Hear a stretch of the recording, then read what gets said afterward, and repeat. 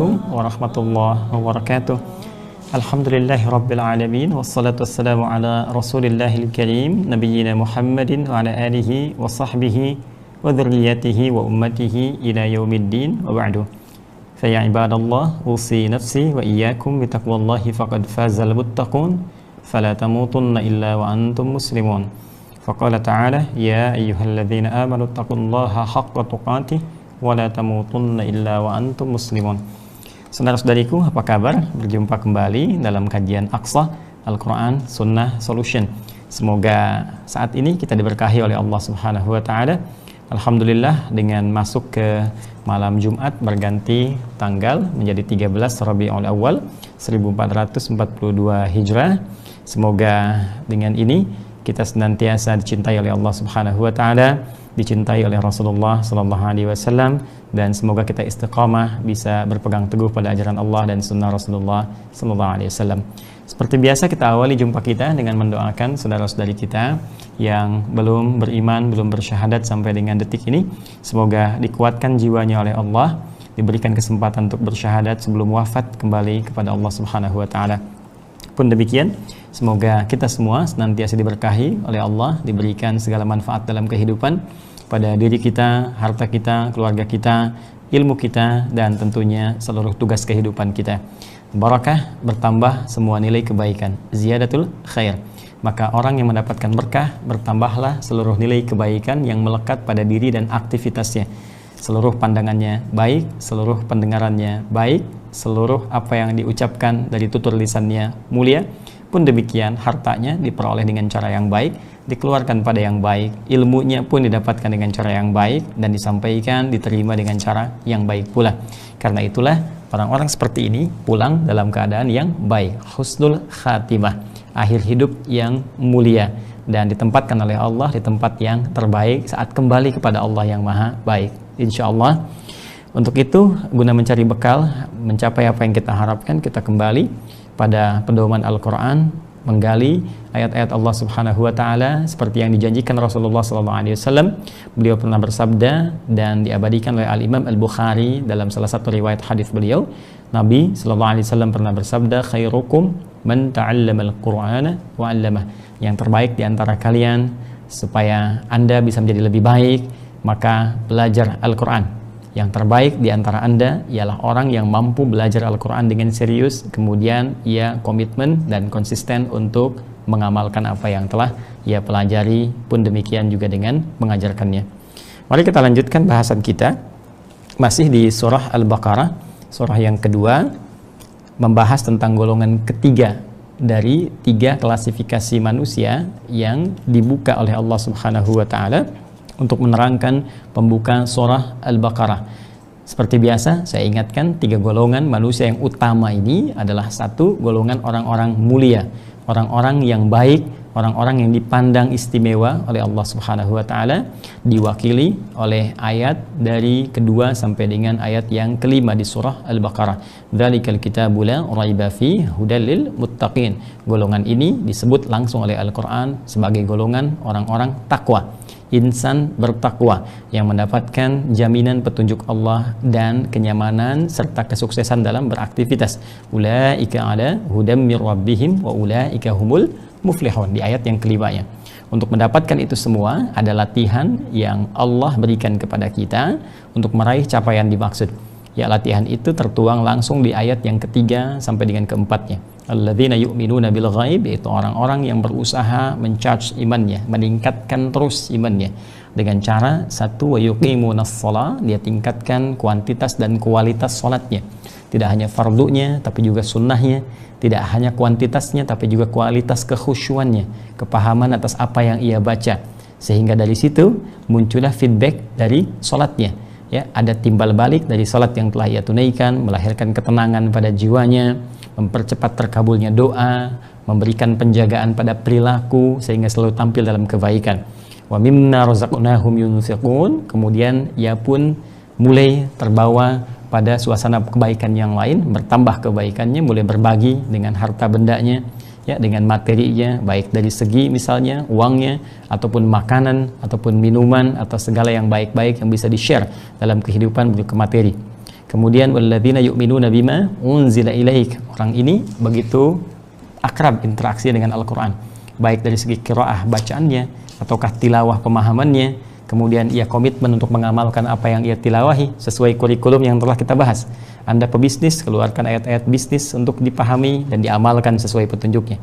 Anda seorang diplomat, birokrat, apakah seorang misalnya guru ataukah misalnya murid atau apapun yang kita jalani, bahkan jikapun ibu rumah tangga atau seorang suami atau apapun, keluarkan bimbingan ayatnya, tilawahi, baca, pahami, lalu amalkan sebagai pedoman dalam kehidupan. Kemudian yang terakhir, jika ingin mudah kita dapatkan petunjuk Al-Quran, maka jadi bagian dari ahlinya dalam konteks penghafal Al-Quran, sehingga Al-Quran bisa ditanamkan oleh Allah dalam jiwa kita. Dan dengan tertanamnya Al-Quran dalam jiwa, maka kita bisa bawa itu kemanapun kita melangkah di tempat yang baik-baik sebagai petunjuk dan pedoman kehidupan. Saat akan menatap Al-Quran, kemudian memberikan petunjuk di tatapannya, ya, saat akan mendengar Al-Quran, memberi petunjuk di telinganya, sampai demikian ke ujung kaki. Itu golongan pertama. Golongan kedua yang kita doakan, bermohon kepada Allah supaya diberi petunjuk agar sadar dan kembali kepada Allah, yaitu orang yang menutup diri, ya, hubungannya dengan Allah karena pengaruh kehidupan di lingkungan sekitarnya, ya, baik itu pengaruh karena mengejar dunia, khususnya tahta, ya, kemudian juga bisa karena pasangan hidup, bisa karena harta benda, ya. Karena itulah kemudian dia menjauh dari Allah Subhanahu wa Ta'ala karena godaan sekitarnya. Untuk itu Al-Quran memberikan solusi pada pola ini agar mengikuti petunjuk Allah dalam mencari harta dengan cara yang benar supaya tidak meninggalkan Allah, karena Anda pun akan kembali kepada Allah. Malu rasanya berbuat salah kepada Allah, lantas kita kembali kepada Allah dan tidak bisa pergi lagi saat dalam masa kembali itu. Ini persoalan serius. Nah, kemudian teman-teman sekalian, orang-orang yang sengaja menutup diri, tidak mau bertobat sampai dia wafatnya, maka diancam oleh Allah Subhanahu wa Ta'ala dengan ancaman yang sangat dahsyat, walahum adzabun azim.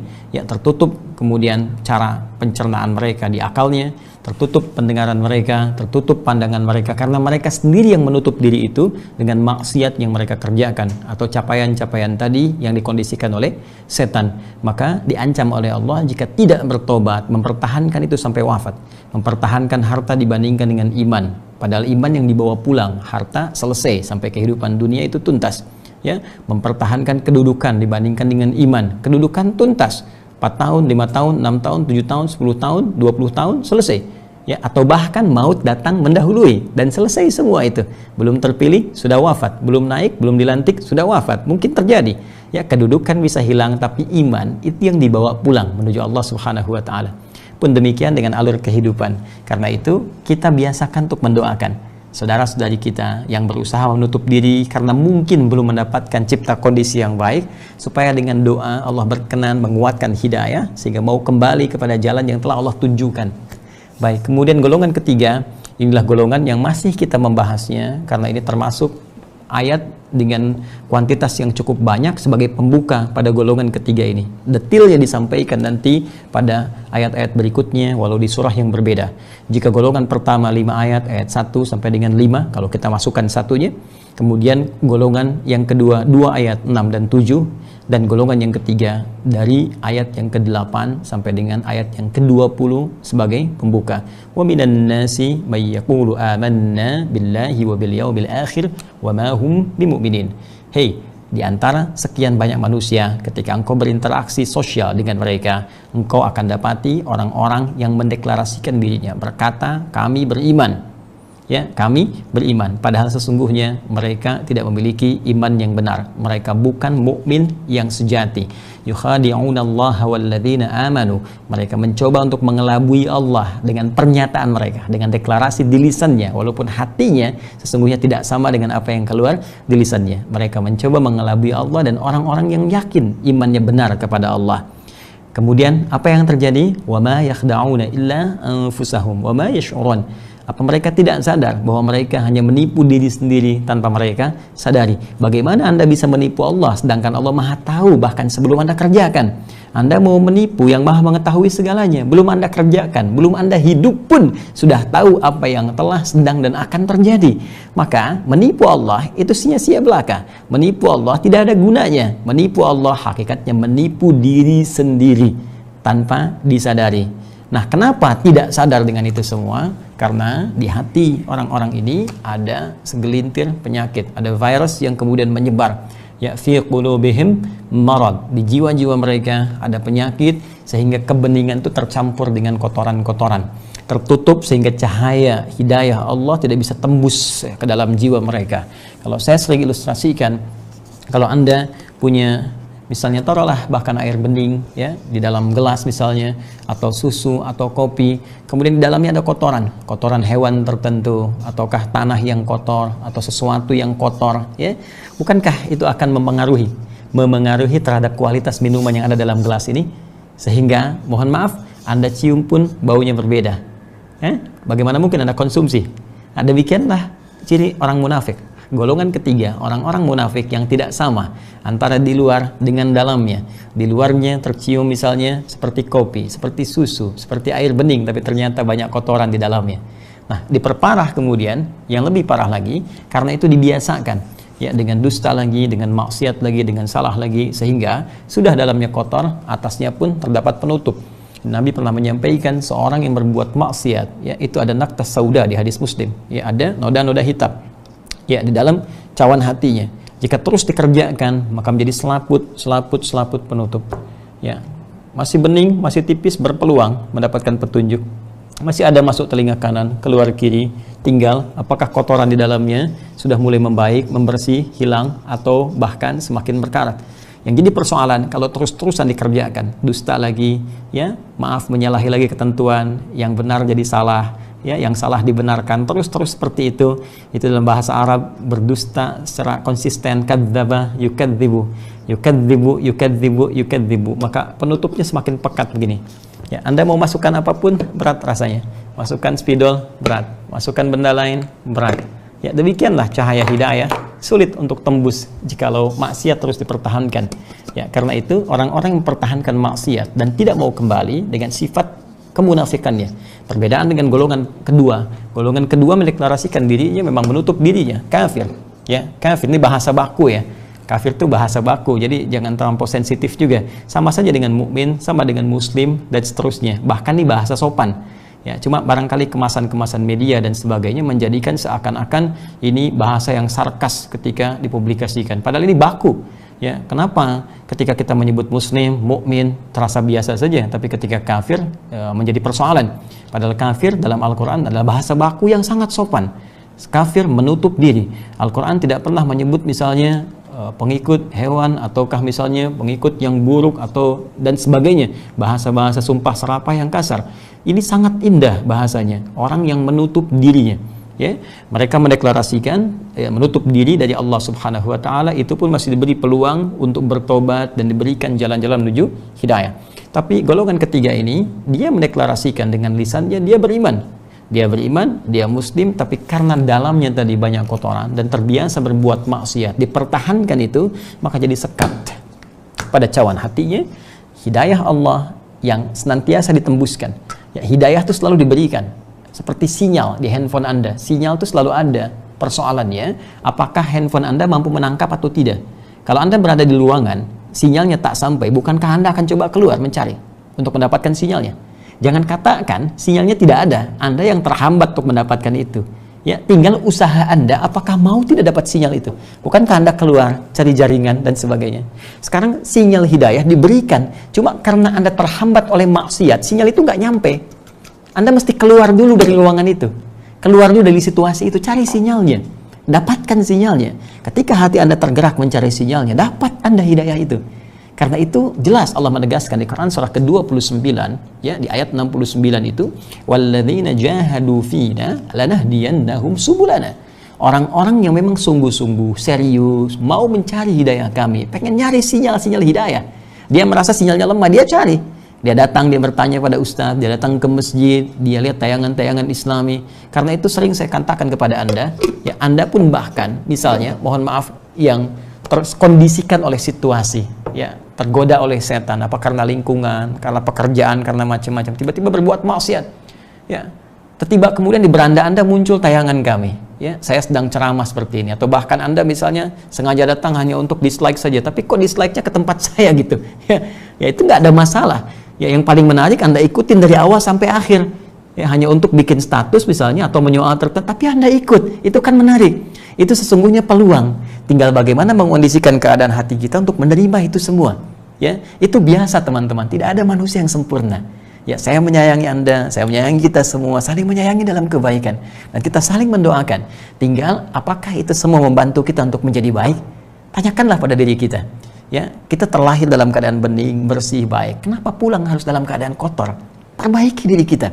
Masih ada kesempatan sebelum nyawa sampai di kerongkongan. Ya, buktikan bahwa kita mampu menjadi hamba yang baik, karena menjadi orang baik adalah hak bagi setiap hamba. Ingat, menjadi orang baik adalah hak bagi setiap hamba. Tinggal kewajiban kita, fisik, roh, akal kita, bagaimana mengondisikan kita berada dalam keadaan yang terbaik. Maka orang-orang munafik ini orang-orang yang dipenuhi oleh kotoran di dalam hatinya plus penghalang. Ya, karena seringnya berbuat maksiat, maka diancam oleh Al-Quran kalau tidak mau dia berubah sampai dengan pulangnya, maka Allah katakan walahum adzabun alimum bima kanu yakdzibun. Riwayat Hafiz dari Asim, bima kanu yukadzibun. Riwayat Qalun atau Warsh dari Nafi'. Nafi', ya, itu nanti punya dua rawi, diantaranya Qalun dengan Warsh. Keduanya meriwayatkan riwayat dengan diksi yukadzibun.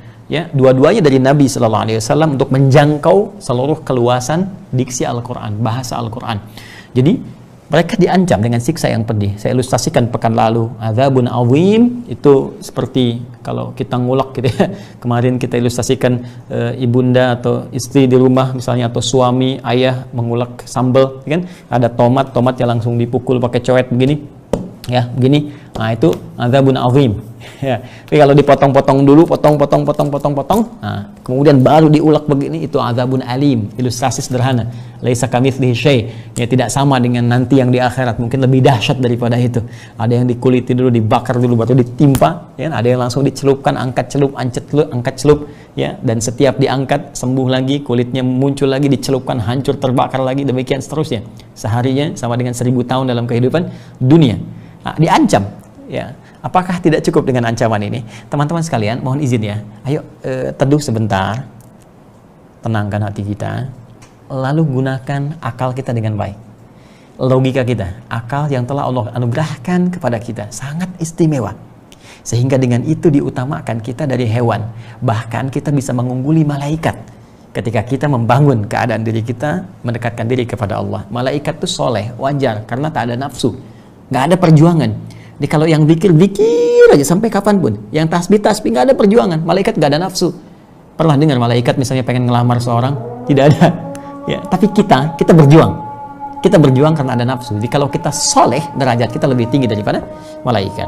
Nah, azan sudah berkumandang, saatnya kita berhenti menunaikan sholat isya dulu berjamaah.